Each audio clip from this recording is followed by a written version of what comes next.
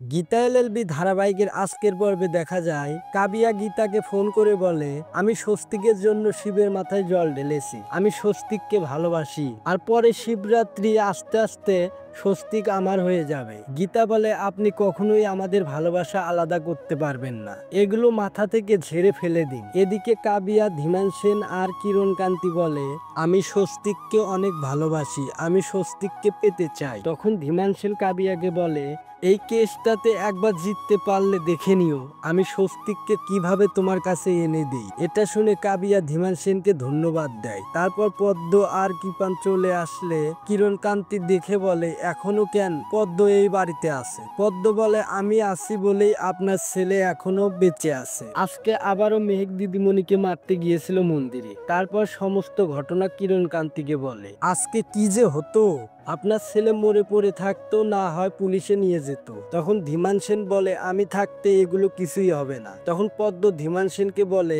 আপনি আমার স্বামীর বিষয়ে নাক গলাবেন না। তখন পদ্মকে বকা দিলে পদ্ম ইংরেজিতে কথা বলে শিক্ষা দেয়। তারপর পদ্ম কৃপানকে ঘরে যেতে বললে বাড়ি সবাইকে ছেড়ে কথা বলে না, আর বলে, আজ থেকে আমি আমার স্বামীকে মানুষের মতো মানুষ বানাবো। এই বলে কৃপালকে নিয়ে তার ঘরে চলে যায়। তখন রতি দেবী বলে, আমি পদ্মর স্পর্ধা দেখে অবাক হয়ে যাচ্ছি। তাহলে বন্ধুরা, কি হতে চলেছে আগামী পর্বে দেখতে হলে চ্যানেলটি সাবস্ক্রাইব করে সাথেই থাকো।